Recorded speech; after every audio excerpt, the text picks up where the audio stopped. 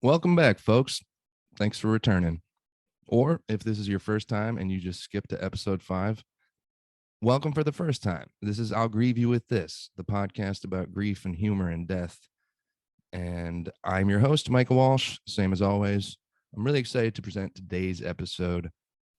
I had what felt like an important conversation with Minneapolis comedy veteran Patrick Ryan Bauer. He's, in fact, such a veteran that he no longer does comedy. He's in retirement, or so he claims, but I think he could be persuaded to return.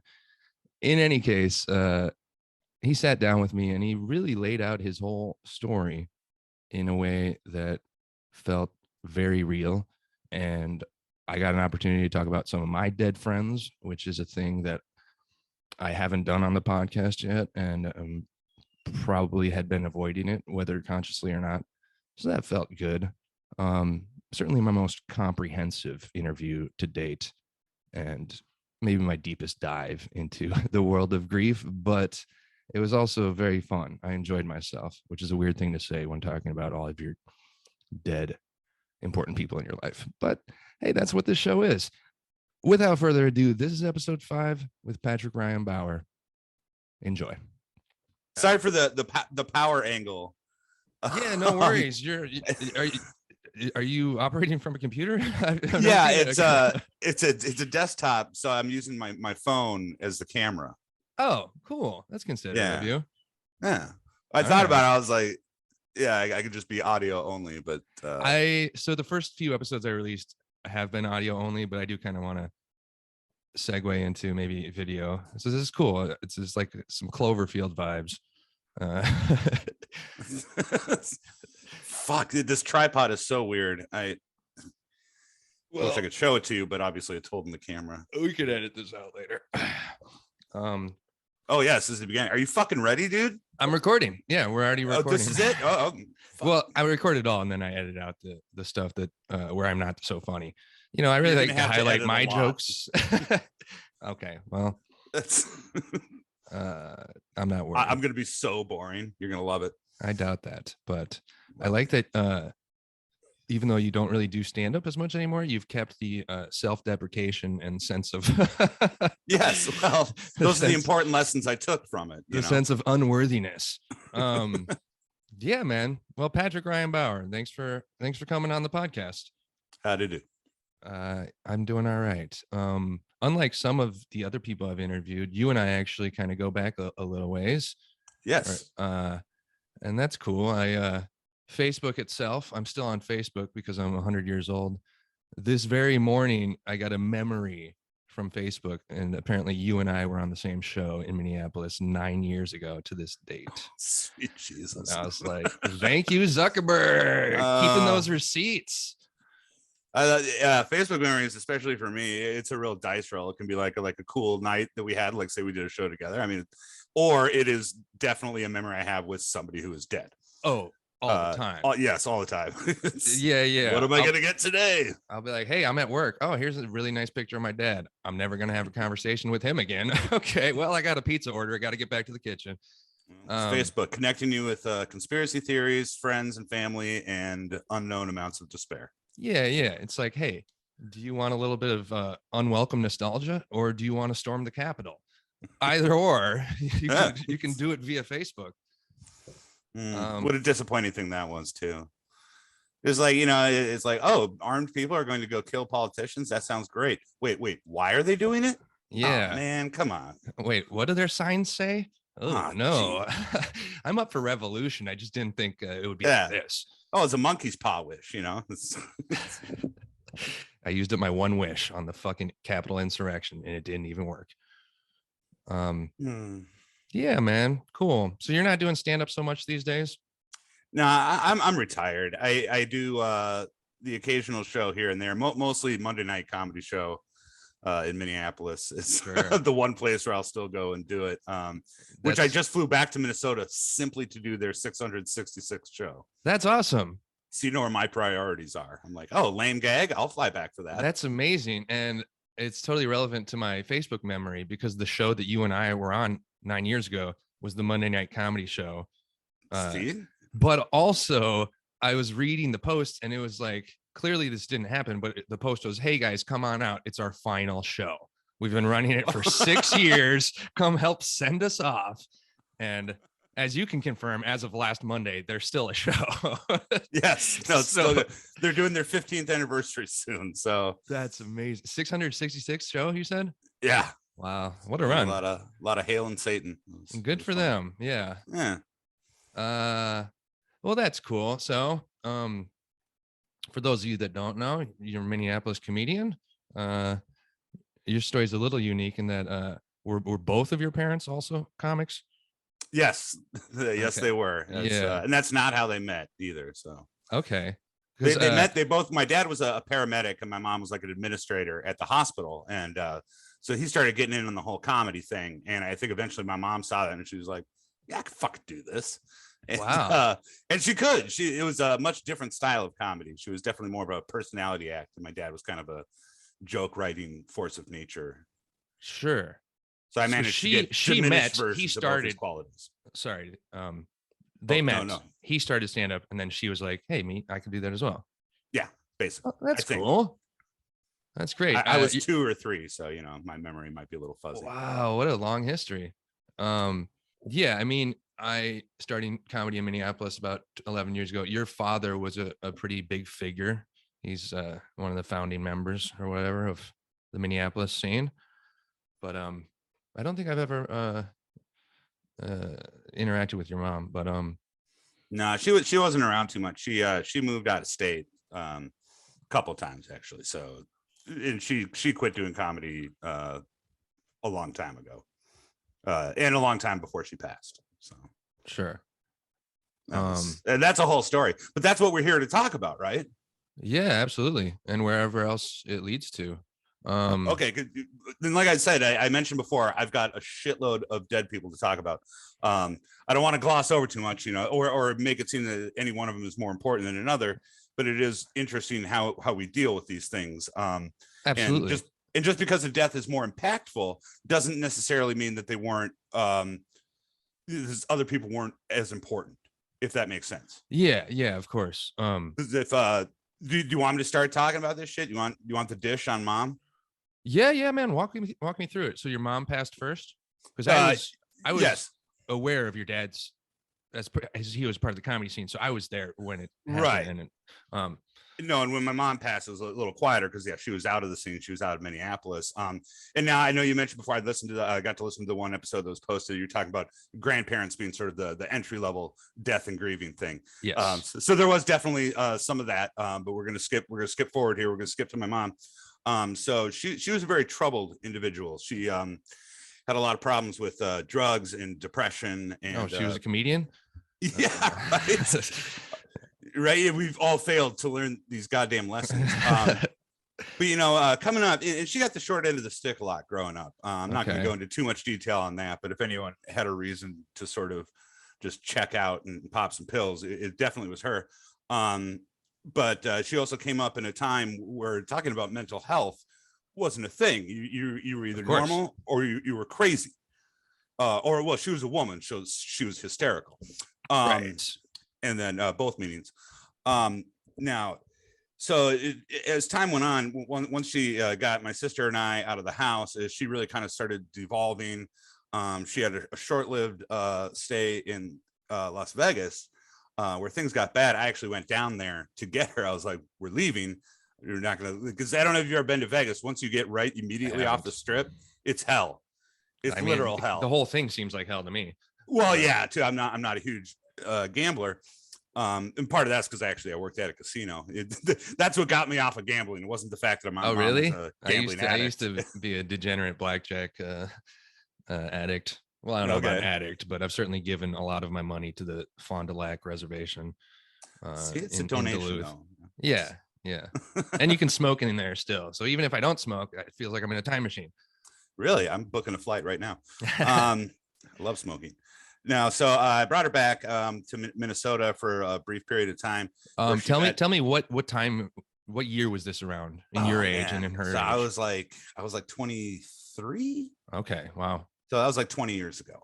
Okay. I'm guessing here because the years go flying by, man. I don't know. Yeah. I don't even know what year it is right now. but she met a man while she was up here, named Bob, and they actually ended up getting married, which is weird. It was real whirlwind, you know what I mean? I'm just like, oh, okay, this is fucking weird, but whatever. He was a real nice guy though. And they ended up moving down to Bullhead City, Arizona, where things kind of stabilized. There was a period there where it didn't seem like my mom was on the downswing anymore, but eventually he was a little older, and eventually he died. And so as soon as that happened, I was like, oh shit, here we go. He was kind of the support system, or what? Yeah. And again, things started devolving. I tried to do what I can, but it just wasn't working. And eventually she OD'd. It seems likely she killed herself. Wow, man, I'm really sorry to hear that. Yeah, well, and that was what, I was 28 when that happened. So now that's 15 years ago. Holy shit. And it's one of those things where obviously it's brutally devastating because it's my mom.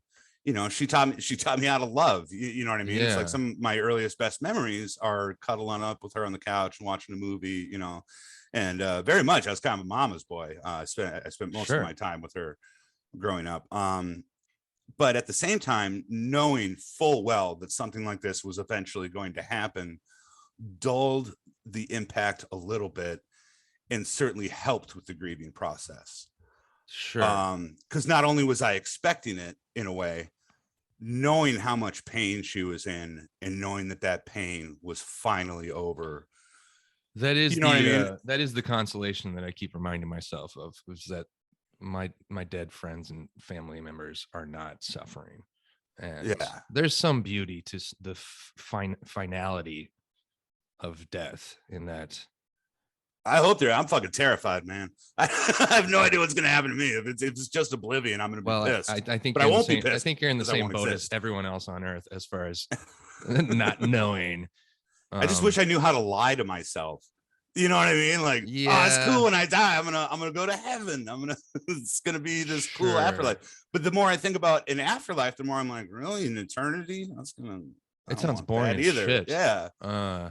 So eventually I got to get recycled, either physically, metaphysically, turned into something else. My cat. I mean, I'm going to get a lot of cat action on the Zoom call here. Oh, nice. This is Betty. Cool. I got two guests. So yeah, no, it was a very interesting. That's super devastating though, man. So, what was your immediate reaction? I mean, how did you find out? You got a phone call and just. Yeah. And you know what? I don't remember who called me. I was on the way to a show. And I was with Jenny Young, and I got the call. It had to have been one of my aunts and uncles, because they're always good about it. They're Irish Catholics, man. This is their bread and butter. Yeah. It's it's like, no, I'll make the calls. No, let me make the calls. But I remember canceling the show. I think it was another Andy Brynoldson's show. I swear to God, I've done shows for other people. But I canceled. I was like, I can't. This is the first time I think I'd ever canceled a show. Of course. And I just spent the night bummed out. And I think the next day, even, I had to go do another show with my dad. Wow. And how was he? I mean, he had a whole different type of grief from that. Yeah, they hated each other so much. Oh, wow. It's like, I think he was just mad at her for making me sad. You know what I mean? That's pure speculation. She, if you don't mind me, she didn't leave any note or any sort of, it's open. It wasn't the first time she had tried either. Okay. Because that was before I had actually went down to kidnap her from Vegas. She had tried once before, and we went down there and she was in a coma. So I got to see her, but I didn't get to see her. You know what I mean? Yeah. Man, dude, you're a really good son. No, hey, but man, that's all right. There was a lot of arguing. I'm a stubborn son of a bitch, man. I couldn't imagine raising a kid like me. I'd have fucking offed myself too, man. Are you serious? Fucking strong-headed asshole son, ingrate. Oh, come on. Like, hey, thanks for raising me and everything, but you know what? I think your behavior is problematic. We're gonna have to address this. Oh, listen, man. Yeah, well, we all feel guilt for things but like you're the one going to Vegas to kidnap her, have like a mental health intervention. You did what you could have done, and it was. I still maintain that you're a good son. Okay. Oh well, thank you. I appreciate that. they loved me. They tolerated me. I mean, they knew too. They're That's like, good though. They us, never, you know, like you never felt like a lack of love from them, even if they had their own faults. No, not really, not truly. I never doubted that, you know, my folks loved me, and that's a good great thing, you know, and it great. helped me get through a lot of the dysfunction. You know what I mean? Like, you tolerate a lot when you know where it's coming from. Sure. And that's not just in that's in lots of relationships. You can have dysfunction and you're like, I know this person's coming with good intentions. So even if they're doing things that are fucking hurting me, you know, it's love at the end of the day. Well, that's the only reason I even have friends anymore. It's because they knew, you know what I mean, that something was wrong. Because I myself have struggled wildly with mental health issues. Sure. And it's this thing where, you know, depression's such a weird descriptor for what it is, because it's not that. It's not the sadness disease that a lot of people think it is. For me, at least, and it's different for other people. For me, it was just literally being cut off from feelings of hope and joy, and therefore making it easier to fall into the despair, because, you know, the ladder that is usually there of good things. So what is the distinction between depression, and you being cut off from the idea of hope? See, then that's the thing. It's so difficult to describe. All I can say is that when it's truly afflicting me, I just am less likely to get into the good moods. You know what I mean? And it's sometimes it's practically impossible. So you get something, you get something bad that happens to you, and it's like, there's no escape from this. Yes, it will really exacerbate. Shittier situations are just like underlined when you're sort of in a mental health state where you're like, you know. And so now, you know, and I was dealing with this, you know, my mom dying and all that, and the mental health is starting to get to its very worst point. Oh, I kind of cut out some part with my friends. They understood, you know what I mean? Even though I felt like they didn't, they did. We're all good now, because I'm a much happier and healthier person than I was. But it brought about a lot of bad behavior, you know, self-destructive, and I was just fucking mean to the people around me, and it cost me, and I ended up basically fucking up a relationship, which was already, it was going to be fucked up no matter what. But I was like, oh, hey, I can make it even more fucked up. Watch this. But I woke up one day and I was like, fuck, I'm a piece of shit. I got to fix this. And I went down to HCMC and I told them, I was like, hey, my brain is no good. You make better. And they said, do you have insurance? Because otherwise, no. Well, no, that's why I went to HCMC, because they're just like, fine, fuck it. Okay. And they got me started on Celexa, and it was an eye-opening experience, because about a week into it, well, first off, it helped the anxiety kind of like right away, which was nice, because again, I had a show to do that night. So like checking out of HCMC in the morning, getting in a car with Brandon Reynoso and driving to North Dakota. Wow, that's truly like what people think of comedians. Like, oh, did you just check out of an institution before you got here? And you're like, and I literally did. You're like, yes, I actually still have the wristband on. I forgot to tear it off. But I became this incredible cliche. It's like after a week or so on this stuff, I walked outside one day and I'm looking at the clouds and the sun. And I'm like, wow, this is really cool. What a beautiful world we live in.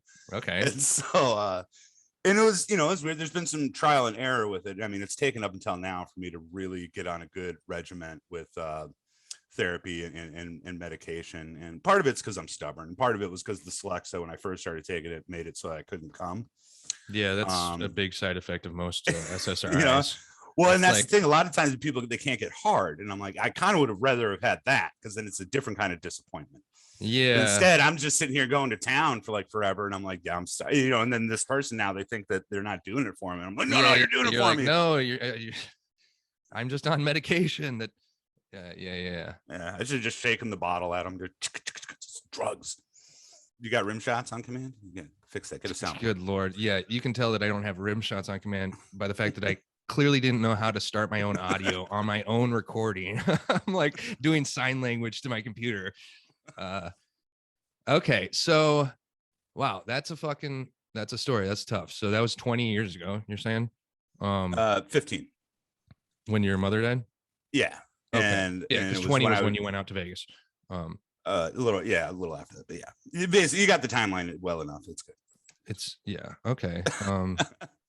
Yeah. How did the show go that night? The one in it went fine. It was a road show, you know, and it's like it's like pouring oil into a bucket of water when I hit the road. You know what I mean? It's like I'm just kind of barely surviving every time. And I come to Minneapolis, people are like, P-Bow, you're so funny. And I'm like, yeah, they don't think so in Dickinson, North Dakota.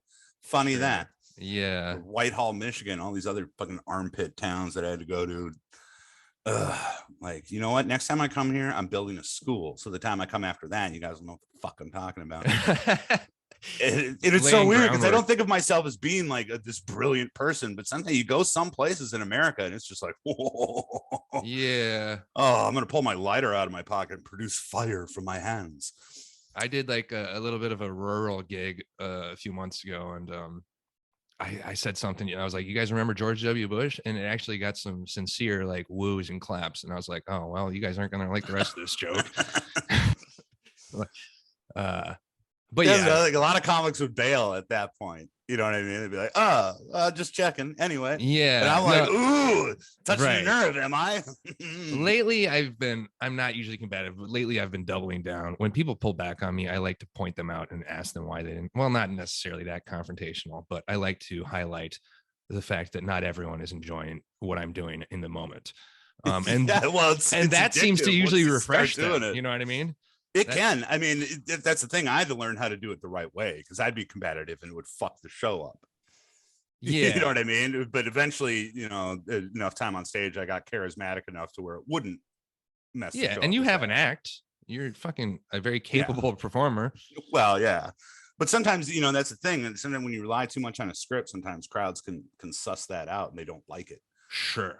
And that really sucks when you're halfway through a bit that you realize that nobody's on board with, but you're like, there's another minute and a half left of what I'm saying. And I can't just give up on it. Like I had a stroke and then just start a new sentence. Right. So you kind of just have to go down with the ship that you built. And you were like, I fucking liked the materials when I was building this ship. Nobody wants to ride with me. And then you just kind of have to be like, it's almost as if you're in a play and you're like, well, I know the next 3 lines. I can't change it.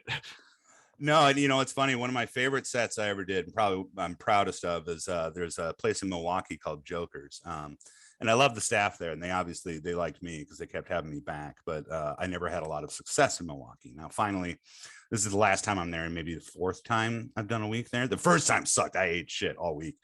You know, this time it's going okay. It's doing all right. And now it's the last show on Saturday night, which you know as well as I do, is that however the show on Saturday goes, that's how the whole week went. Okay. Even if you were crushing it all week, if that last set sucks, you're like, man, what a shitty club. Right. And it is going terribly for it. This is just the most eaten shit I've ever done. And it's dawning on me. And I'm like, including the comics, I'm the only white guy in the room. So now I'm realizing there's sort of a cultural gap too, that, you know, my attacks on middle America aren't going to be as effective for people, even though they probably also hate middle America, for different reasons. Right. And I am getting egged on and heckled, but lightly heckled, lovingly heckled. And I had to completely, they were trying to get me to say the N-word. I'm like, I'm not going to. Oh God. And but it ended up being a thing where I abandoned my act entirely because I had to. Sure. There was just nothing that I had written that was going to be funny. Yeah. And so, I stuck with it. I did my 30. I was featuring. I did my 30.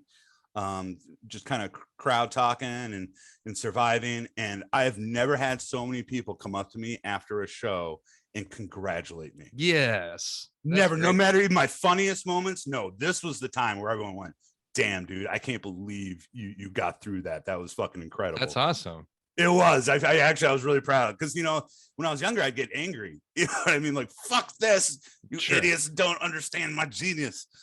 Right. But that's the best, because then you're forced to fucking rely on your sense of humor and really go without a script. Yeah. And then when you're like, oh, wait, this is working because I'm fucking funny. And my jokes work because I wrote funny jokes, but I can also do that if I need to on the fly. But it takes a lot of me to turn that in my brain to be like, oh, right. Some people turn it on and off on command. I've never really been that sort of person, but, you know, getting put in the hot seat, it worked. Sure. And, you know, by the end of my set, there was a positive energy in the room. So I did my job. You know what I mean? As feature, that's important. You don't want to leave them on a sour note. You want to make sure that everyone's, good and ready to laugh at the headliner. And how did the headliner do that night? Oh, he crushed it. Okay. He was he was great. Different type of material than you, I assume. Yes. Oh, everyone does. I know. Yeah. Wow. Yeah. So yeah, okay. I don't know. So we got sidetracked talking about comedy there, the most boring subject on earth. We need more comedy podcasts. That's what I've always been saying. Is there a lack? You know what? My final edit will be I'll add a laugh track to this whole interview. Yeah, please. That would be nice. So let's discuss your father. He was let's skip ahead a bit. Okay. Well, it doesn't have to be linear. Okay. All right. Necessarily. You're my fifth guest. I'm learning as I go. For whatever fate just dictated that the last 4 people I interviewed all had dead fathers, as do I. So that was like mostly what we talked about. And we talked about the sense of humor. And like, I usually ask them like, if the person you lost got to see you do stand up. So I'm sure, I mean, you and your dad, you just said you performed on shows together. Yeah, which we did quite often. It was very interesting. There was tell me about that. Tell me about the first time you decided to do stand up, and was there a sense of pressure for you just having to performer, or was it a cautionary tale where you're like, my parents are fucked up, why would I do that? I'm gonna get a degree. I did everything I could to avoid it. I was in bands before I did comedy. I was a musician. Sure. You can't see the air quotes, but they're there. Which I enjoy. I loved making music, and it's one of those things where you wake up one day and you realize that even if you're really good at it, it's unlikely that you're ever going to be able to make it your job. And especially that I found I wasn't good at working with other musicians. Sure. Sometimes, and then that's bad too. And I'm like, okay, so maybe this is going to be a hobby from now on. And my dad talked to me about like, do you think you could do 5 minutes sometime? And I was like, Now, I don't know if I'll be able to make a living at comedy, but maybe, do a gig once in a while, make some cheddar. So it was a money thing, which is funny considering what a pompous asshole I am about comedy. That yes, my original motivation was money. And I don't know, I just sort of blossomed after that, and I was a guitar comic at first too, because that was the one thing I knew how to do. Sure. Right.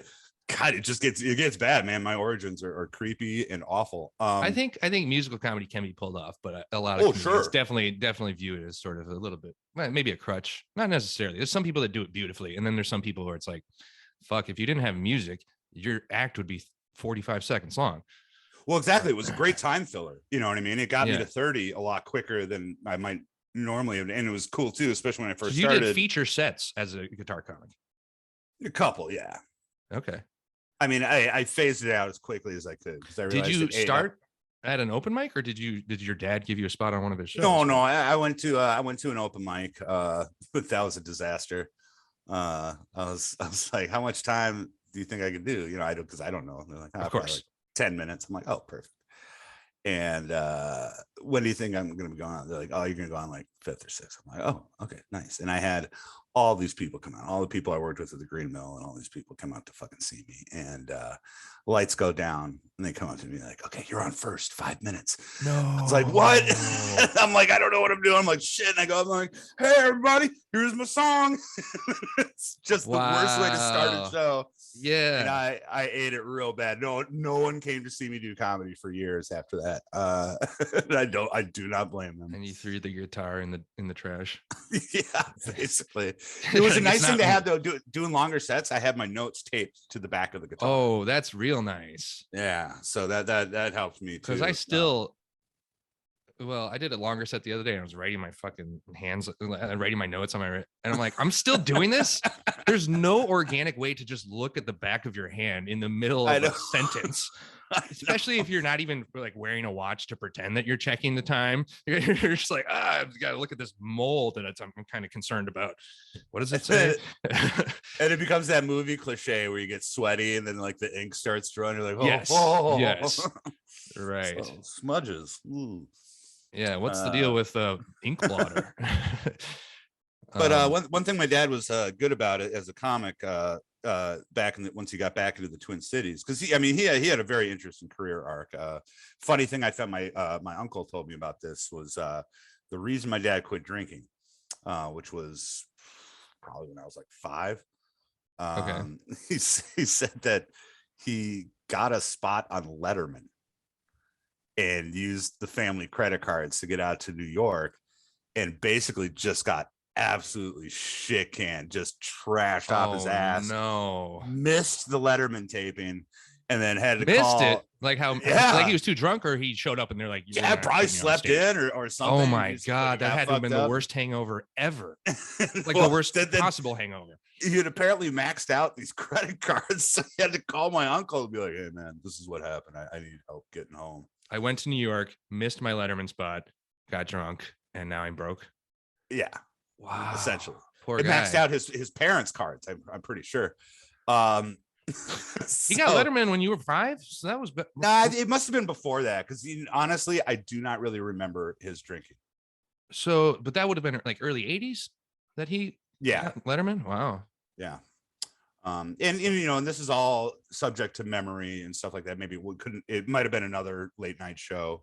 Hey man, but basically that's kind of what happened. So you got his act cleaned up, and he never touched it again. Or did he? No, as far as I know, there was never any slips. I mean, I heard rumors that he was smoking a little weed towards the end of his life, but I'm like, that doesn't count. Yeah, that's not going to make you miss a fucking late night set. I was happy, man, because that dude was uptight. I'm like, man, if he's smoking some grass, good for him, man. Relax, you've earned it. Sure. So there's that, and so you kind of blow your shot at the big time, but he's still a very successful touring comic anyway. And then when because Tom Arnold was a Midwest guy, right? He used to hang out at the CC Club, apparently. Yeah. Oh yeah. So when he married Roseanne and started getting all these inroads into television, he hooked up all of his buddies with work, including my dad. So my dad got his foot in the door with doing some script writing. Nice. Yeah, and that was good for him too. And then eventually he kind of backed off doing comedy the regular way, touring, and started doing more corporates and stuff, which is where he quote unquote made his act clean. Why do you say quote unquote? Because it's the dirtiest, death-filled act in existence. Is it like PG dirty? He just doesn't swear. Yeah. So okay, that's the trick. You just don't swear. All of a sudden, you can say whatever the hell you want. The loophole. Yeah. So it's still funny to me thinking about him being a corporate comic. I'm like, you gotta be kidding me, man. Sure. But he would always take young comics and get them out on the road. It seemed like a lot of my contemporaries in Minneapolis had that, and that was a good thing that he did, and I tried to do it too the few times that I was able to, when I wasn't busy bringing along Corey or Justin Colucci. I was trying to reach out to some other new people. Colucci, man, I love shout out to Colucci. I talked to him. I texted him the other day. We just started speaking after a couple of years, not that there was any falling out, right. He's Colucci. Yeah. I'm like, how's North Carolina? He's like, I live in Texas now. I'm like, oh, right. Sure. I love him. I love that guy. Maybe I'll try to get him on, but he's also in retirement. Yeah. All my favorite Minneapolis people just hung it up, moved out of Minneapolis. But you're in Florida now, right?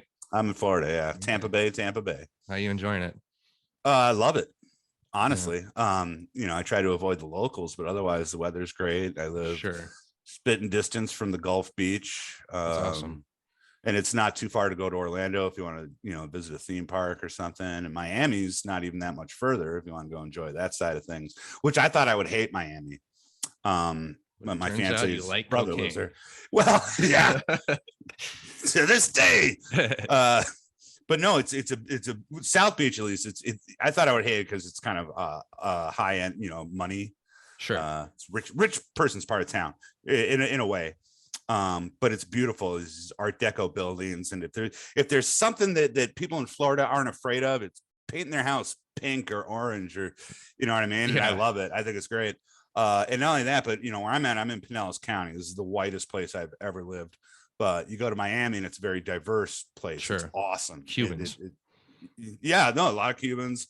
And a very healthy, thriving gay community. Yes. And it's just nice to be here. It's a nice escape. I don't know if I would ever want to live in South Beach, but going there once in a while, it's awesome. I enjoy it.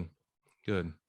But yeah, so Okay, so my dad, there was a big rift between us for a long time.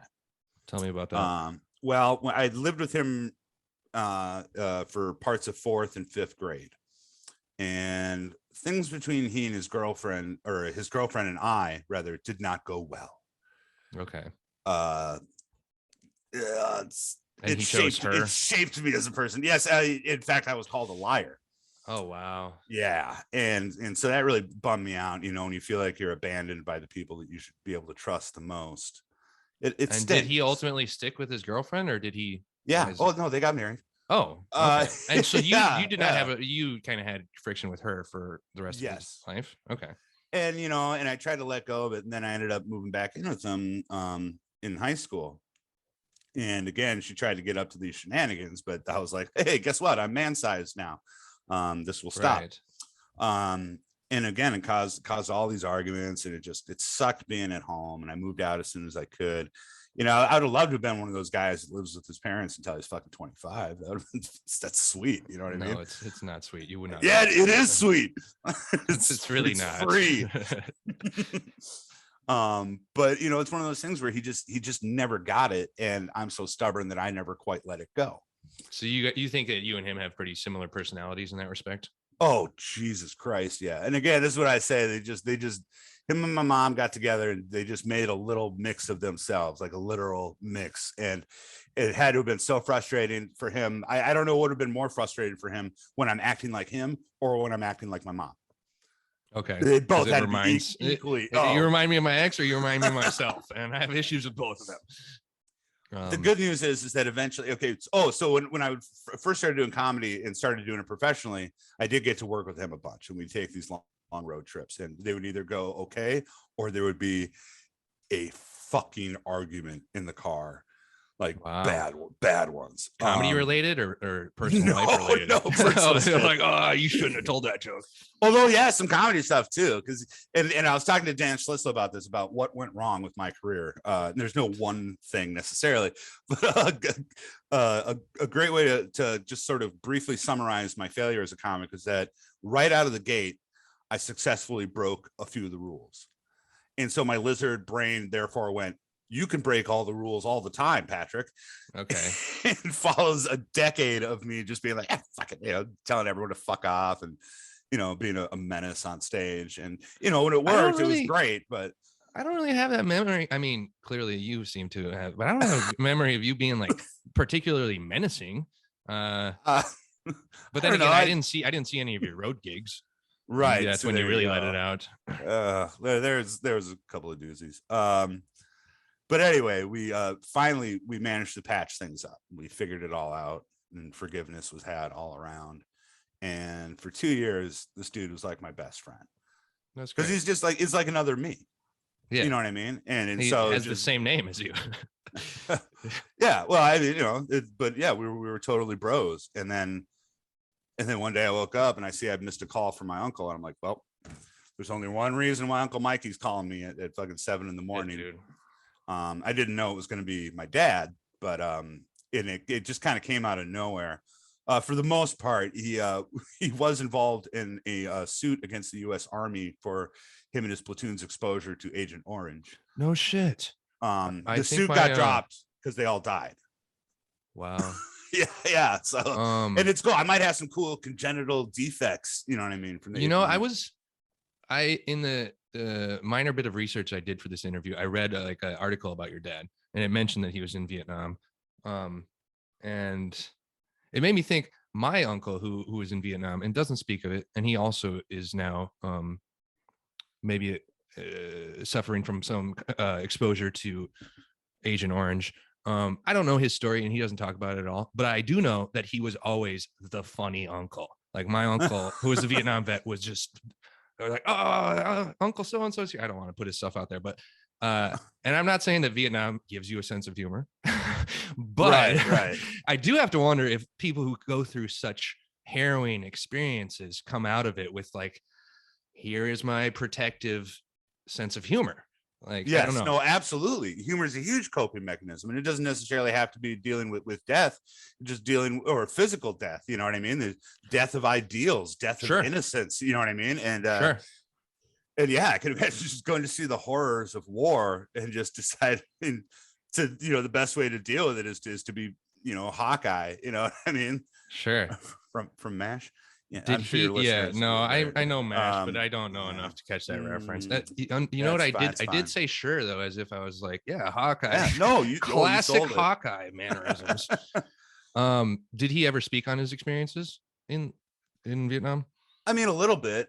He was in intelligence, so he didn't see a lot of like frontline combat, but there were some harrowing moments for sure. There was some shelling that would go on by the base by him. Yeah. And, he said he almost shot a snake. He almost shit his pants. He was like out patrolling, and he just saw the movement. He's like, and gets the gun ready, and then it's like this little snake, and he's just like, you motherfucker. One of my favorite things, because I mean, we know about Vietnam and how bad it was and how it sucked. But so I always like these things that you don't normally hear about. But they send movies to troops overseas. Instead, they probably do it differently now. I'm sure they can just digitally beam it to them. But back then, at least, I think they were sending actual film reels, and they sent them Night of the Living Dead. Wow. To watch is the most terrifying movie on the planet, about corpses that come back to life and eat people while you're in the middle of a goddamn war zone. I don't know what they were thinking. Yeah, who's that? Who didn't vet that selection? It's like watching like fucking Airplane when you're on an airplane. I'm like, ugh. Yeah, like exactly. That or Flight 93 or some shit. Well, speaking of movies in Vietnam, my dad, when I was little, he'd let me pick the movie when we go out to see a movie, which was always nice of him. One time he wanted to see The Emerald Forest. I wanted to see Real Genius. We saw Real Genius. I stand by that call. Oh, that's nice. And there was another time where I wanted to see Child's Play. He wanted to see Jacob's Ladder. Now, Jacob's Ladder was the better movie. But after I finally saw it, I'm like, do you know how glad I am I did not watch this next to a Vietnam veteran who's literally dying from poison? Wow. What an uncomfortable experience that would have been. Yeah. Holy shit. Is that what caused his death? Do you speculate then? Or it's didn't help. He died in his sleep? The fact that they all died. Correct? Yes. Yeah, he died in his sleep. It was heart failure. I know he was dealing with type 2 diabetes and stuff, but he was fairly active, And how old was he? It's a great question. You forget these things. You're not the first person I've interviewed to forget. And I misremember my own stories. In the first episode, I say my dad died on Sunday, and then I listened to it. I was like, no, he didn't. He died Monday morning. But it's like, this is the type of shit you don't really fucking. Right. The details get fuzzy. So I know my mom was born in 48, and he was born after that, like 5 years after that. Okay, so 50, something like that. 53, so, yeah. And he died in what, 2012 or something? I don't know. It's yeah, no, of course. It's been a while. It's been about 8 years. It's just one of those things, and that fucked me up. As much as my mom's death did, my dad's death sealed the deal on my sanity. Sure. It's just like, goodbye world. Because so much of what I did was tied into him. I mean, the whole idea of doing comedy was now something that I got to do with him, and we were buds for the first time. Yeah, and you were just like making strides in your relationship. Yeah. On the plus side, the very last thing I said to him was, I love you. That's good. That's really right. Good. Oh my God. It's one of those things where I thought about finally resolving that argument, just a couple years previous, being like, fuck, what the last thing I could have said to him might have been, something like, suck my dick, what I mean? And you would be carrying that for the rest of your fucking life. I couldn't even imagine. All of the therapy in the world wouldn't crack that fucking glass. But yeah, it got bad, and I let my mental health slip. I stopped taking my medication. Then I tried taking a different medication. I tried taking Wellbutrin, and that drove my anxiety through the roof. Okay. And it was difficult to be around. I remember doing the R.I.P one year, which was for those listening, was a fake award show that we did. Minneapolis for Comedy Death Squad. Yeah, the comedy. It was the Death Squads. Basically, we just wanted to put on a show for other comics because the shit that we do is so fucking contemptible and ribaldrous that the only audience that could tolerate to be around is your for peers. that long would be other comics. But I just remember just losing my shit and on Bob Edwards at CCO. Yeah. I was like, you do it like this, motherfucker. Just do this shit. And I'm just like realizing, like, fuck, man, this sucks. I'm angry again. Yeah. And I hate it, because at this point I'd spend about 5 years kind of piecing myself back together, doing all this stuff, trying to become a better person and rewriting my act, writing a bunch of shit out of my act and trying to put new stuff in. Yeah. And trying to figure out what about me needs to stay and what needs to go. And then to have this happen, I'm like, I can't deal with this anymore. And I just fucking checked out and I started making stupid decisions like moving to Denver to be with a woman. Don't ever let that be the reason you move. I do remember not that. once, not ever. Don't fucking do it. And that's different because obviously I moved to Tampa because of Laura, but that's different. We were together for 3 years. You know what I mean? We moved as a unit, as a family. Yeah. This was moving to go be with somebody, which was terrible. It's a dice roll in that situation. And it sucked because Denver was awesome, dude. The comedy scene there is I met so many good comics, man. Yeah. They were just awesome. And I'm just sitting there in this sort of drunken manic state trying new material all the time for no fucking reason when I should be establishing myself in this new town with my best shit. I'm like, guys, check out what I wrote on a napkin tonight. And then shit didn't work out. Shit didn't work out between her and I. So I bailed. I couldn't find a place. I couldn't find a job. I had all these resumes out and I'm like, okay, I gotta go back home. You know what I mean? And it sucked. I felt so defeated and like such a failure, just like coming back to Minneapolis with my tail between my legs, my little 90 Toyota Corolla. That it was fueled by spite at that point. I never had to get gas. I was just willed that fucker. Running on hatred. Wow. So yeah, and I got back, man. I was in terrible shape, man. I was like sleeping on the floor. I had a bed. Wow. And I'd get real that's drunk. a pretty big indicator of not doing well. When you're sleeping next to your bed. There were a couple nights where I was like, I don't know if I'm gonna wake up tomorrow. Jeez. Just because I'd be so fucked up. And I remember taking aspirin a couple of times and be like, well, maybe this will help the heart keep pumping. Wow. That's really shitty. Yeah. And so it just, I don't know. It's hard to explain, man. I fucking cried all the time. I remember though, this was so funny. I remember having a bad night and I'm just crying. I'm sad and I'm missing everyone. Because I had, between my mom and my dad, I had my grandpa Bauer died. He was always he taught me how to tell time, how to tie my shoes. My aunt Mary died, which really sucked because that was my mom's sister, and she was like this. She was the normal one, so she always gave me hope that, you know what I mean? Yeah. Like maybe the family wasn't doomed, but she died. She didn't tell anyone how sick she was. She had cancer. Yeah, I feel like with cancer, a lot of people do that. They keep... I'd put my cat Buddy down. Buddy was an amazing cat. You had a lot of hits in a. Oh man, they just kept fucking coming, man. I mean, there's more too, but and then with the dad, so I'm crying and I'm having a bad night and I'm good. And when you're crying for that long, eventually you got to start doing the thing. Like I had to take a leak, so now it's no longer just sitting there crying. Now it's getting up and walking to the bathroom and unzipping my pants, crying. Yeah, and I'm crying. I'm taking a leak, and I go reach over for something. I ended up knocking the roll of toilet paper into the piss-filled toilet, and I just started laughing my ass off. I was just like, all right, because this is worse somehow, but that's great. When it gets worse, that makes it better. I don't know how that works. No, absolutely. It was the funniest fucking when you're at the end of your rope and then like, I don't know, you stub your toe or something. You're like, yeah, exactly. Or like the dog universe. takes the shit on your foot. Yeah. You're like, yep. All right. Is there like a studio audience watching these things happen to me? Like, you know, like, or is this really my shit luck? Yeah. That's a rough couple of years. You know, I actually saw you perform the day that your dad died.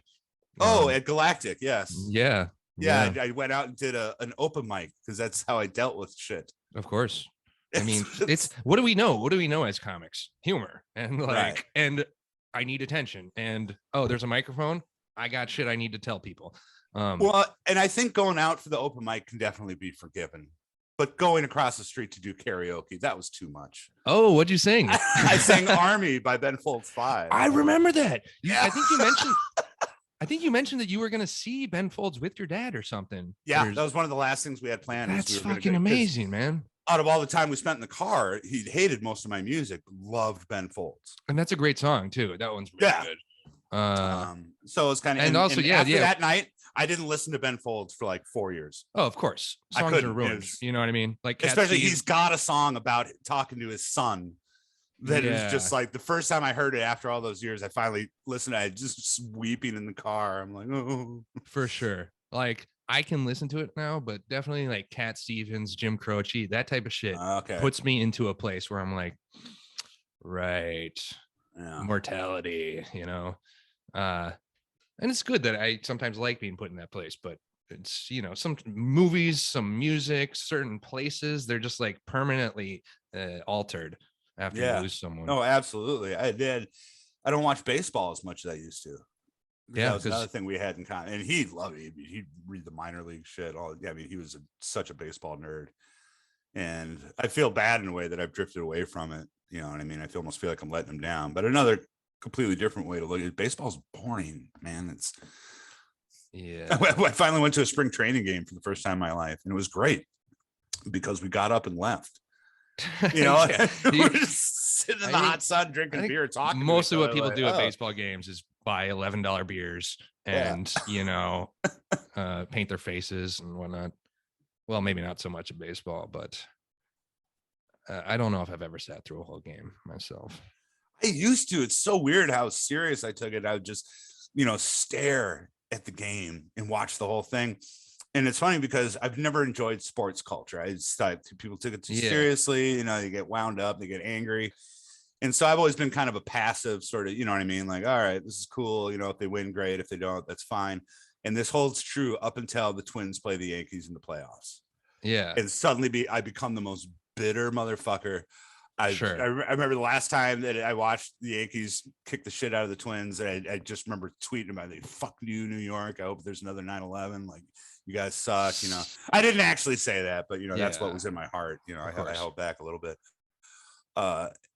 And there's actually, I can't remember which kind. It was a prominent New York guy who was like, yeah, go back home, Twins. And I was like, that they were playing in Minnesota. Yes. Yeah. So I was just like, you might have won, but I wouldn't. The facts battle, I guess. I'll take it. I remember I used to wear a Twins hat, you know, just to represent Minnesota. And people would be like walking by and telling me sports statistics. And I'd be like, right. One time this guy walked past me and he's like, fucking his team. And he's like, we're going to beat the shit out of you guys tomorrow. And I'm like, excuse me? Because I don't know what the fuck he's talking about. And I think he was even cheering for Cleveland or something. He was like, the Indians are going to beat the shit out of you guys tomorrow. I was like, bro, what are you talking about? And he says it with a smile. I'm like in a supermarket. And I'm like, oh, right. Sports. Right. Duh. Yeah. I got to stop wearing sports stuff on my head. You know, I kind of invited this at this point. Yeah. Oh, man. Yeah, I'm kind of a poser in that respect. I'm like, I just wanted to represent Minnesota. And now you're telling me about RBI statistics. I'm like, that's the only reference I even know. I don't even know what an RBI is. I'm just trying to sound like it.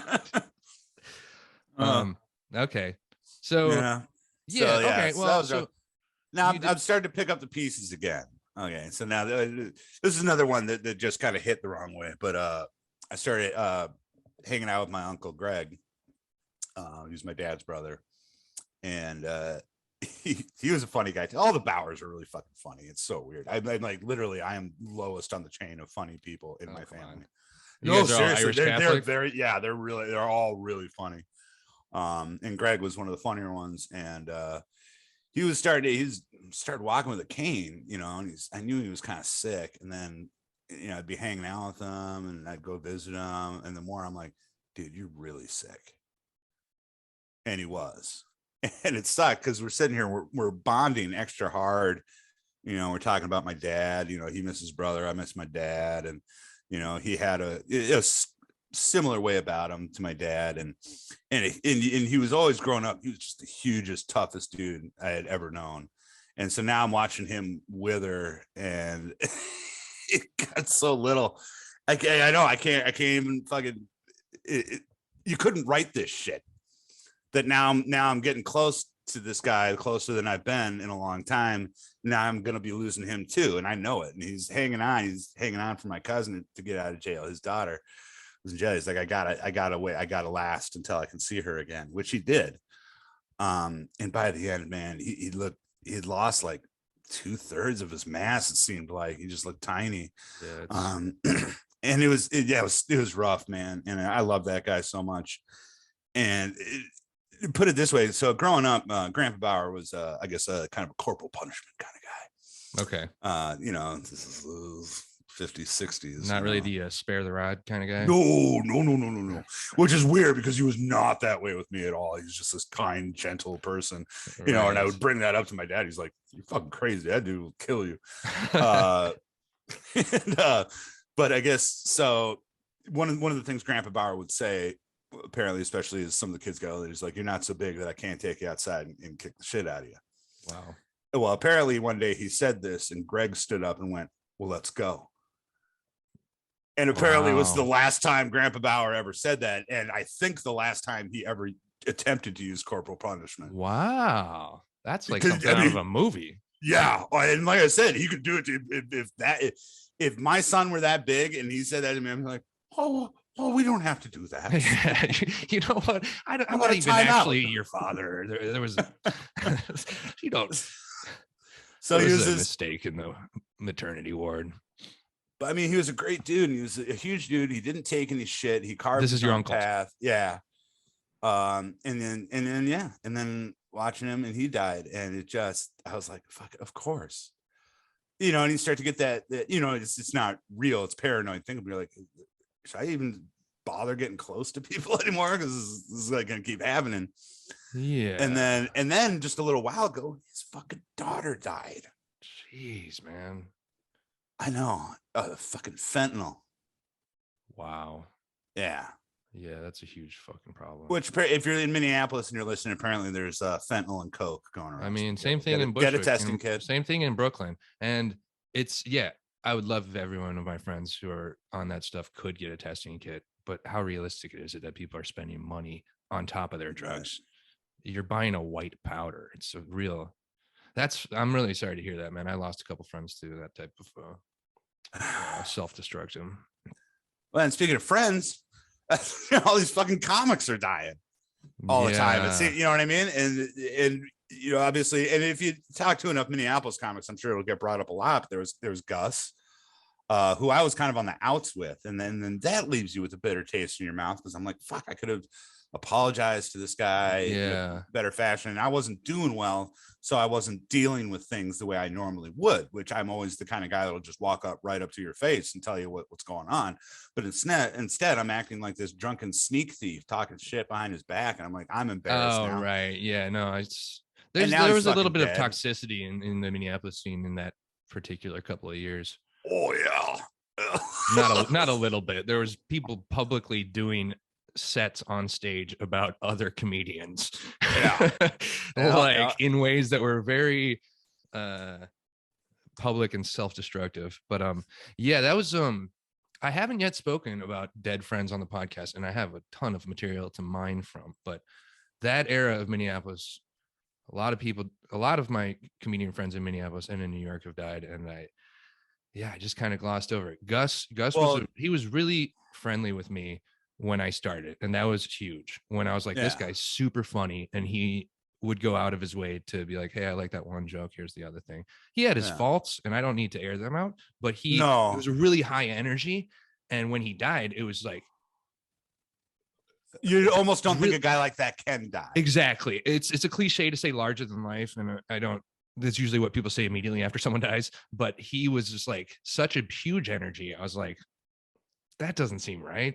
Right. Not like that doesn't seem right. That doesn't compute that he's dead. And then, of course, fucking 2 weeks later. Right. Well, Bill Young died. Died during his wake, was it not? It was the day Gus's of his wake. And now the Bill one fucked me up. Because I came up with Bill. I've known Bill since I first started doing comedy. He was like 19 at the time. Bill Young was he was a very funny guy, really friendly guy. And I fucking loved Bill with all of my heart. And I did these Bill Young contests. And I don't think people got it that, you know, I'm not trying to make fun of Bill. I fucking love Bill. I want everyone to know who Bill is. That's why I did the Photoshop Bill Young, draw Bill Young. There's the Bill Young /fic, which unfortunately never saw the light of day because, you know, it seemed inappropriate.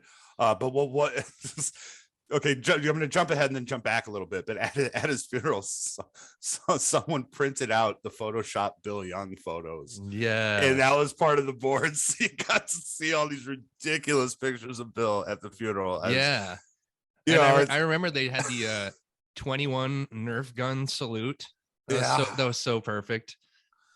But so when it happened, you know, and again, I get the call early in the morning. I think it was Brody that called me.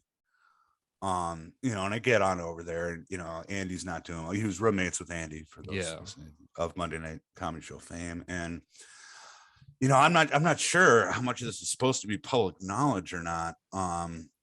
About like how he died. Yeah, I mean, you don't need to necessarily air it out if you don't want to, but I'll try to skip beyond the details. It was accidental. Yes, it was accidental. For sure accidental. It was an overdose, and before his family got there, we saw the state of his room, and we're like, we got to clean this shit up. And yeah, we're cleaning up this stuff that he was using. And it was a wake up call for me because I'm looking around like, this is my room. Wow. Yeah. You know what I mean? I was like, this is exactly what my room looks like right now. Yeah. And so, as sad as it was, and it was, I mean, he's one of those guys you miss all the time. He was just a sweetheart, real time. sweetheart. I miss him. But in another way, it might have saved my life because I started getting my shit together again. That was certainly, I wouldn't say that I have my shit together now, but that was certainly a mark in my life, especially in Minneapolis comedy scene. It was just like a new chapter where I was just like, holy shit, nothing's really promised. All of us are just trying to tell our stupid jokes, but I got friends dying weeks apart. People that I thought would never die, because I never think about my friends dying, you know. That was definitely that was a real low point. Yeah, no, and just then my sister twice had to go in for brain surgery. Yeah. Which she's live, but you know what I mean? It's just like right when you're dealing with all this shit, and all of a sudden it's like, okay. We're gonna flirt with this now with my sister. Like, yeah. And when it rains, it pours. It sure seems like it. And then and the lows are so much more memorable than the they highs. Can be. Yeah. Like, yeah, you're right. They can be it. Like, you know, I got to see Force Awakens opening night. Yeah. Okay. So is this that erases a lot of grief? Oh yeah. Well, no, actually, it was funny because I still wasn't totally put together by that point. So I'm just sitting here in the theater. It should be the greatest thing in my life, new Star Wars movie, and I'm just kind of like, right. This is cool. Anyway, you know, this is like, yeah, absolutely underwhelming. But yeah, it's. And yeah, so many comments. Raghav, you know, I still don't know how he died, and that's sad. That guy was so nice to me. Yeah, even when I was, he reached out to me. His was an accidental thing, also. Was it? But yeah, I don't like to grief is such a weird thing when you don't want to tell other people's stories because you don't really know it. But then at the other time, it's like, if nobody talks about this shit, none of us are going to get over it. Yeah, not necessarily, but it's like mistakes or learn from things that I've done, things that I certainly could have died plenty of times in my life, where it's like just doing dumb shit, and you know, usually that manifests the next day in the form of a hangover. But any one of us could have gotten hit by a car just doing some dumb shit. Right. Yeah, Raghav, that was a big fucking loss. He was a real. You know, we weren't super tight, but like I said, me either. When I was not doing well, he reached out to me, offered me a writing job. But I had to decline because I was just like, I can't be trusted right now, man. Like. Yeah, I felt bad. I hope he understood. He was a sweet guy. And every time someone moves away, I'm just like, oh, good. Yeah, I can get out of Minneapolis. Man. We had he passed in New York, and we had a wake in Brooklyn, and that was the first time I saw some of my Minneapolis friends, and that was some of their first time coming to New York. So like Turner Behrman flew out, and like Matt Core. And I think maybe David Citrick, or perhaps he was already living here at the time. But it was like, holy shit, we're having like a Minneapolis comic reunion in like fucking the middle of Brooklyn at like one of the 4 funeral homes that are on this block. And it was sweet, you know, because his folks had one just for his friends and family, and a lot of people came out and really paid tribute. And they had like a playlist that was like some of his favorite music. But then, like, you know, it was nice. It was like some Weezer was playing, and then all of a sudden it's like Bombs Over Baghdad by Outkast, and we all like start to chuckle because we're like, this is so inappropriate for the situation, but Raghav would love this. And that was super fucking tough. And then for me, in the spring of right when the pandemic hit, I lost 3 friends 3 months in a row, and they were just consecutive hits, and I didn't really process them. This guy Steve Whalen, who was a similar energy to Bill Young, just a real fucking consummate joke writer. He would bring the energy even an open mic. How you doing, folks? Give it up. And he was a joke. He would call himself Mr. Jokes, and he just had dumb one-liners, and be like, they were so bad. And like, he'd tell a joke, and if it didn't get a laugh, he's like, huh, what did you write today? And he'd like, that's excellent. He would tell a joke with a dumb punchline, and then he would like throw the microphone underneath his leg and then up like he's doing a baton twirl or something. And that guy was super funny, and he also died in his sleep. And he's like 32, really great guy. And that happened at the end of March of 2020. So we're all just like processing the pandemic and New York shutting down, and then it's like, whoa, fucking Steve died. So that was just, and there's just so many jokes that I won't get to hear again. And I mean, I think he released it, so I can listen to it, but he was just a really funny guy. And then a month later, a friend of mine from Minnesota died. And that was another one where it's like, you kind of saw it coming, but when you get the phone call, you're like, fuck. Right. But I've done something. He was just doing stuff to abuse his body, and eventually his fucking liver gave out. But I mean, you know, he's like also 31, 32. And then this one I really haven't even begun to process. Fucking Chad Martin. Chad Martin passed. Yeah. Man. And he's another guy I didn't know real well, but he was always so nice to me. Such a good energy. And I know he had some troubles, some mental issues himself. But even with it, like, you could tell how great he was because of the way his friends were about him. You know what I mean? Yes. No one was ever mad at him. No, he was worried. I would never see anyone. Everyone was in a happier mood when he came around. Yeah, no, absolutely. Because he was one of those guys. He was just one of those guys who you see him and he smiles and you're like, oh yeah, that's what I needed today. Right. That's good shit, man.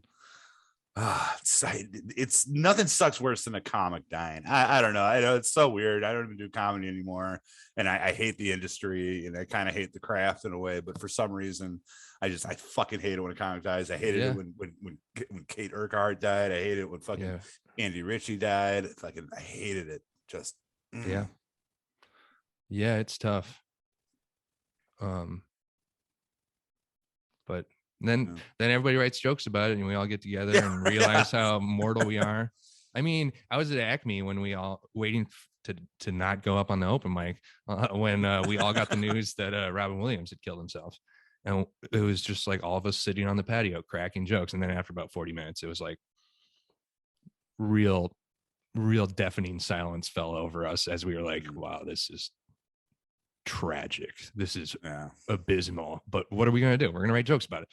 Well, the thing about Robin Williams too is that, you know, here I am talking about how happy and healthy I am, treating my mental illness. I've got medication for my depression. I've got better coping mechanisms and a great support network. And the thing about with Robin Williams, you're like, oh, that's right. It can catch up to you at any fucking time. Yes. I could be 65 and just all of a sudden be like, you know what? That's enough. It's like, I don't want to go out like that, man. But I'm more likely to than other people. So, you know, I got that to look forward to. Oh, come on. It looks like you're making changes for your health. And also in Robin Williams' case, I like to clarify, because a lot of people are like, oh, he was just sad. He killed himself. That's tragic. He had, what is it? Lewin Davies. Let me look it up. He had a degenerative disorder that was eating away at his brain. And when they, I did not know that. I thought it was just depression. No. It's Lewy body dementia. It was reported he'd been experiencing paranoia, confusion, insomnia, constipation, and lacking the ability to smell. And from one of the articles I read, they said when they did the autopsy and looked at his brain, they were like, it's likely that he was probably having hallucinations from this disease. So that one's just especially tragic because it's not just the case of someone having it all and still not being happy. Right, It's a case of your brain turning against you. And you're like, damn, that guy gave us that guy gave us so much. I don't think he left a lot on the table for himself, you know.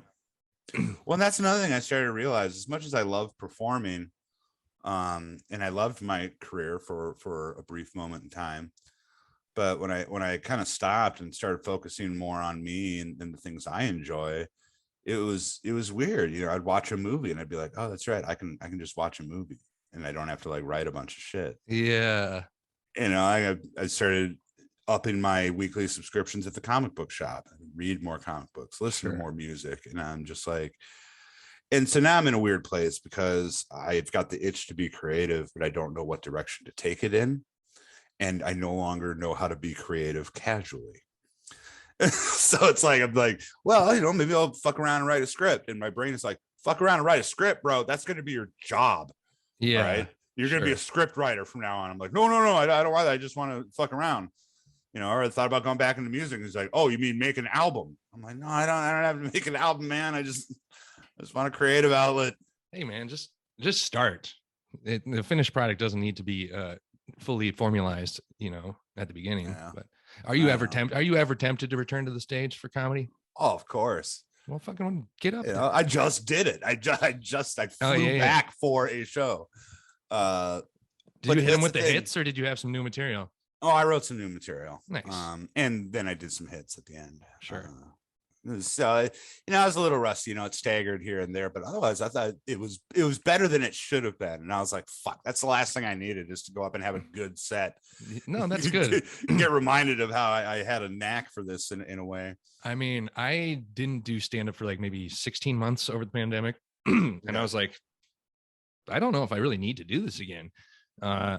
And then I did a couple mics and I was like, oh, fuck, yeah, I got to do this. And then I wrote a whole bunch of material about my dad. And I was like, well, this is like I don't even have to memorize these jokes. I don't have to write a set list. This is so organic of me to tell. And it has punches that I was like, you know, I kind of felt the need to get back on stage. And now I'm just back to doing my regular absurdist one-liner bullshit, you know, quirky. You're a good writer, though. Well, thank you, man. That's good. You are as well. Yeah, it's good to have the outlet. Because, you know, we got a lot of energy and we got a lot of creativity, and maybe if we don't put it somewhere, it sort of manifests in self-destructive behavior, at least. Yeah, no, I agree. And or I'll just get bored of not creating. So I'm like, well, fucking, why don't I change my brain chemistry for the evening?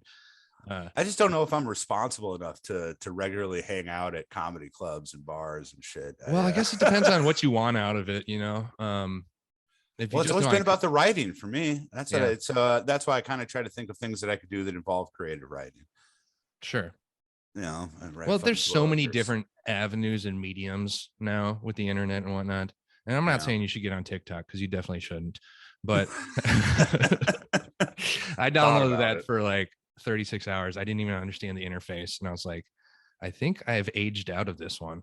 But then I see older comics and they're like, hey, look at me, 250K views on TikTok. I'm like, yeah, whatever.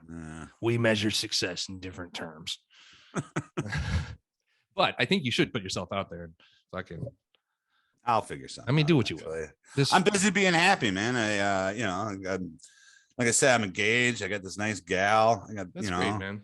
Got a house full of pets. It's good to see you looking healthy, man. Oh, thank you.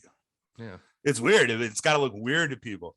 I've never really looked healthy honestly, before. I think your image of self as like a degenerate might be a little bit internalized exaggeration. I think a lot of people are like, oh, Peabod's here. That's fucking great. It's going to be weird to see me sober. Well, whatever. I mean, any change is going to be the hardest to make in your own mind once you make it. But it's like, I think if you let go of other people's expectations, you're gonna realize that a lot more people are rooting for you. No, and certainly, you know, going back to the Twin Cities, because I'd been gone a year, which is, you know, it's a good amount of time, and the reception I got just made me feel real good. That's great. You know what I mean? Homecoming. And thankfully it snowed on the last day I was there. So I was like, yeah, get me the fuck out of here. Get me back to Tampa. Yeah. I love Minnesota, but my God, I hate the cold. I don't even like the New York cold. So I don't think I could ever live. But Minneapolis is definitely a special place in my heart. I haven't performed there for in sure. like fucking 4 years, maybe. I think I did Sisyphus in 2017 or 2018. And that was that was like, hey, cool. I got a new video, like a new set on tape. And I'm like submitting this to people for like, and I finally got another tape like 3-4 months ago. Cause there's a certain point when you're like, there's some serious timestamps when you're doing jokes like, well, Hillary's about to win the election. You're like, oh. right. Like, whoops. Yeah. I never managed to get a good tape. I just had to curse the camera every time. The one time I got a really good tape, I forgot to do a white balance. So all you could see was this like little neon sign in the corner. What is like overexposed super or what? Yeah, it was super dark. It was a silhouette. But you literally could not make anything out except for this neon sign. God, it is the curse of the camera. Or you'll have a great set and you look at the tape and like someone stood in front of you. Right. For fucking 5 minutes of it. Yeah, but there's still time. I want to get this dead dad stuff on a video. I have a good recording of it and it feels really cathartic to do, but it's not a thing I can do every night, you know, and it's like a fucking 7-minute chunk.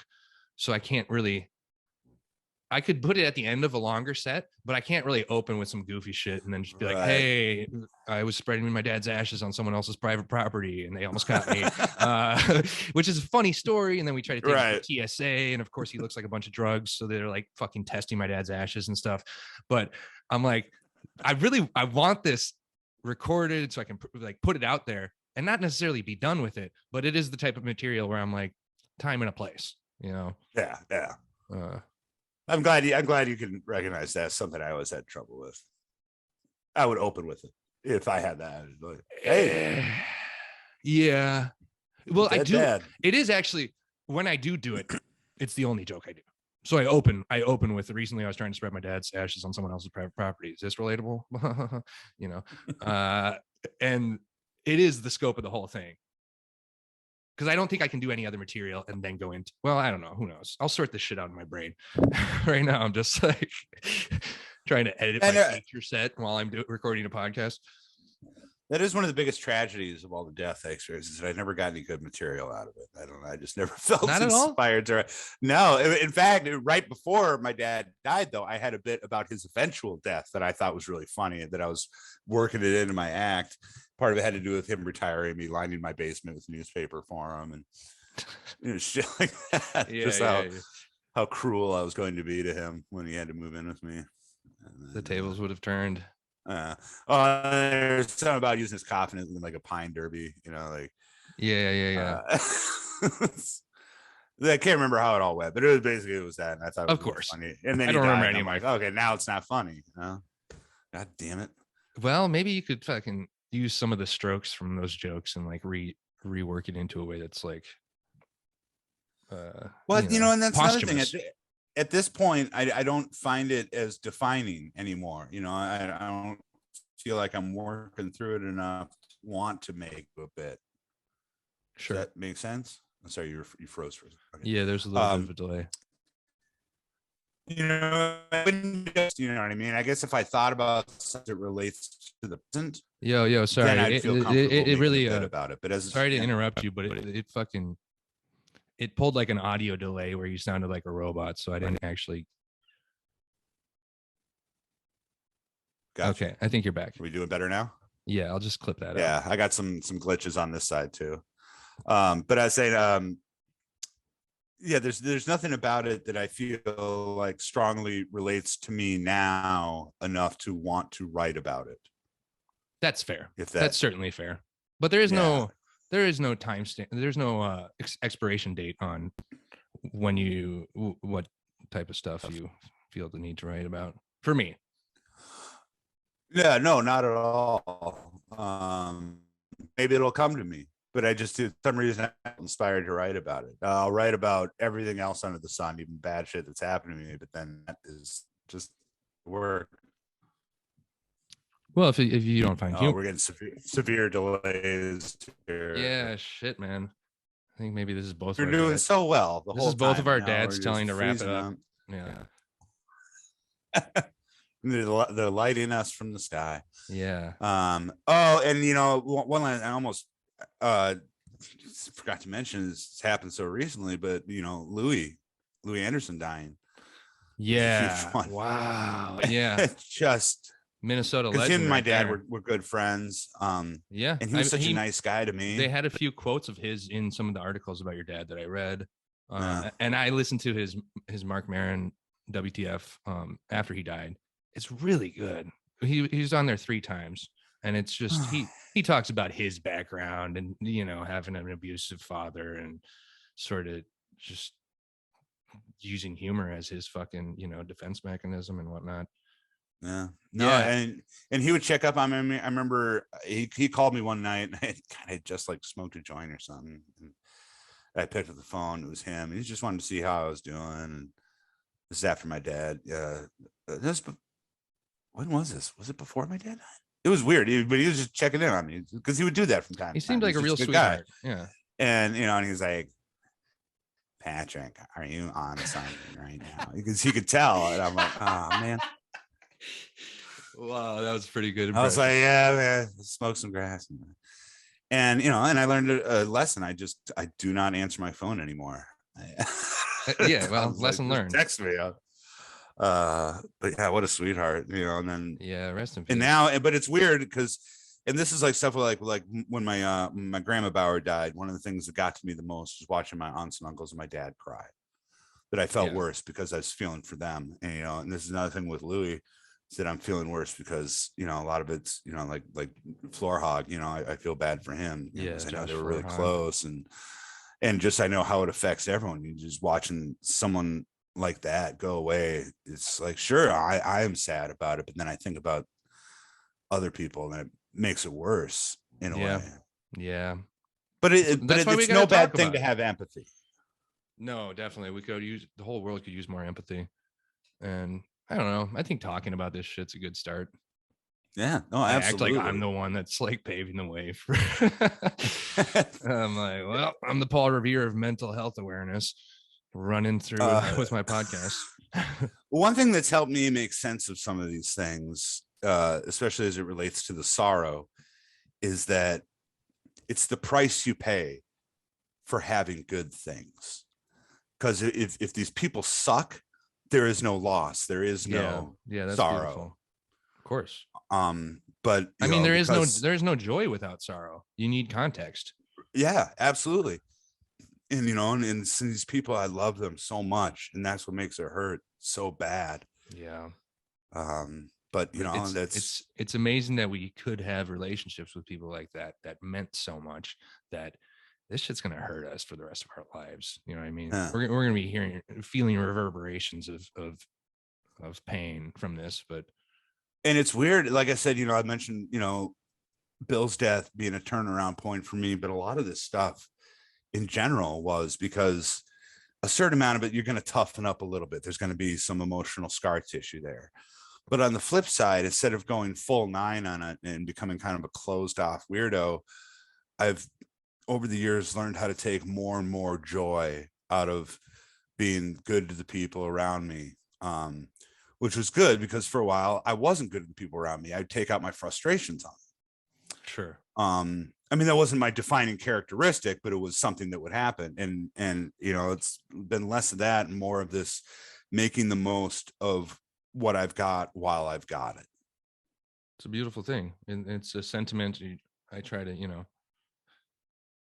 be nicer to people just because my dad was so damn nice, and it's my way of honoring his memory. And I don't think it sounded like he was a hell of a dude. He was a good man. He was just a really good guy, just trying to figure it out like the rest of us, you know? Yeah. It's good to be good. Yeah. More good people. Yeah. And, you know, there's always the worry too, that it would make me a less interesting person. If you were more empathetic or what? Well, I've always been fairly empathetic in a weird way. But that becoming a nicer person was somehow going to cause me to lose my edge. And I'm sitting down and I was writing this material for 666. And I'm like, oh no, it's still there. I need not worry. This my sense of humor will be the way it is forever, apparently. Sure. Yeah. God, I remember right after my dad died, I started doing roast battles, and everyone was just like, "So your dad's dead." That was all their jokes, like the punchlines, you know what I mean? But I was writing some pretty sinister quips. Like this woman made a joke about my dad being dead, and I was like, "My dad's dead. Your dad's alive, and he's not in your life." Which is just such a mean thing to say, and it's true.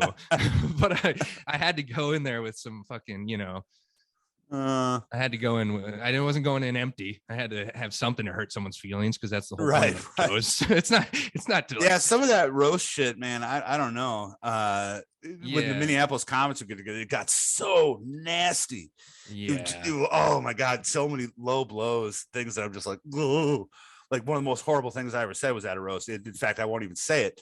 But then there's a difference because I did vilification tennis, which is a little more like the dozens.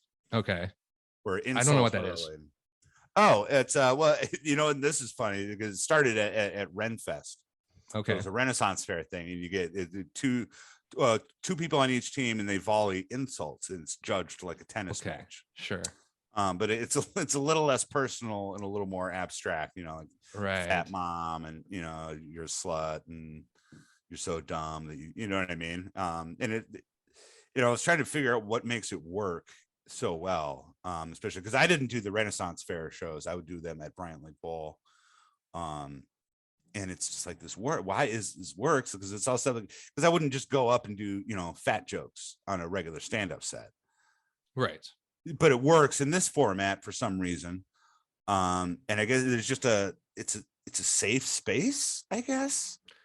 Yeah, that it's because my fellow cast members, we're friends, we trust each other and we love each other, and so for some reason it works there, and it just wouldn't work saying some of the same shit outside of that environment. Yeah, no, of course I don't know. Although I did try when I was auditioning to be in the cast, I had to practice the material, and I did it at a show, and someone took great umbrage and wrote like a big fucking manifesto on Facebook about me being this fat phobic asshole. Wow. And despite several attempts to explain what was going on, why I was doing this stuff, is just deaf ears. It's the internet. But it ended up, but that ended up because she was an open micer and she was dating a comic, and I wrote a pretty diplomatic response back to her, for me at least. Yeah, especially at the time, it wasn't just like a dagger, dripping with blood the way I would normally communicate. And it was Conroy. She was dating Conroy, and he looks, he's like, I think you got pretty soft response there. And she just was not having. She went, but Conroy ended up getting a bit out of it. Wow. Because he wrote a bit about it. Something about him getting called a fat Uncle Tom. I think he has that bit on his album. Oh, okay, yeah, or maybe not, but or there's something. I think he has a similar bit about. But yeah, that was my fault. That's how that came about. That's hilarious. Yeah, well, we're all just trying to make laughs and not hurt our own feelings and process all the bullshit that is happening. The human experience. Yep. Listen, man, I think we covered quite a lot. Yeah. And I really enjoyed doing this. Me too. Yeah. Thanks for sharing. Normally I kind of hate podcasts. I've been on them, you know what I mean? I just don't feel like I have the personality for them, but this was more in my wheelhouse. I don't know. I felt a little more comfortable here. Yeah, of course, man. Talking about my deepest, darkest pain. Somehow that was, sometimes you just got to run. That's my comfort zone. You got to run straight into the fire sometimes. And then you're like, oh, well, I'm still here. No. Cool, man. I really appreciate you having me on, man. That's really thank cool. you, man. It's nice talking to you. I haven't talked to you in a while, man. So this is nice. It's been years. Don't be a stranger. And I hope you get back on some stages or find, a creative outlet soon. Yeah. Like I said, I'll figure something out. Yeah. Now that Jack Chick's dead, I can write religious pamphlets. Yeah. It's the Chick tracts, right? The little rectangle like little comic books about Jesus and God. Oh yeah, is that what they're called? You're fucking going to hell. Yeah, I love those things. Is that guy Jack Chick wrote those. Oh yeah, he died a while ago. Oh, he's man, fucking burned. He was one of the worst people on earth, man. I have a collection of those. When I see them ports or whatever, I always pick them up, and I'm just like, oh yes, because they're amusing for all the they're wrong so reasons. funny. They're just like a cartoon Satan is trying to kill you at every moment in your life, and you're like, this is not how you get people to fucking convert to your religious ideology with comic books about torture. Yeah, and he was dead serious about all of it. I know. Yeah. So what a waste. What an awful guy. Not that he was a great illustrator, but what a waste of what talent he did have. That he was like, well, and that's the thing. I don't know how to reconcile this guy who's terrible, trying to put out this terrible message, and yet it's one of the coolest pop culture icons. You know what I mean? Yeah. These awful little religious I tracks. didn't even know that. What do you call them? Chick tracks? Yeah, because Jack Chick. Okay. Was the guy. Wow. Yeah. Man, I probably got his name wrong. Oh, whatever. What is he gonna do? Sue you from beyond the grave? Who knows? Yeah, right. Cool, man. Patrick Ryan Bauer, I really appreciate your time. Good shit, bro. Appreciate yours, man. Thank you so much. No, thank you. Good luck with this endeavor.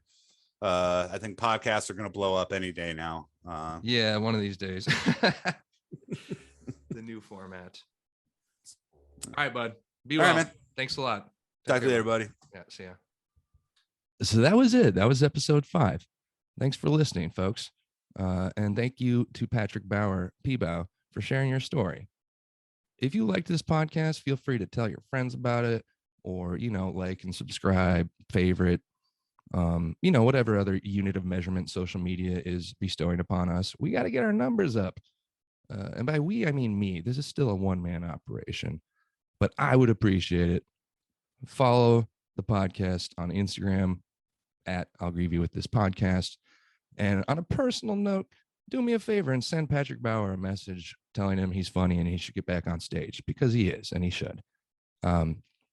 That's it. Thanks for listening. I have a couple more interviews that I'm really excited about next week, but for now, I'll just allude to them and you can wonder who they are, but I think you guys will be excited, and I know I am. So that's about it. Thanks, folks. Be good to each other. See you next week.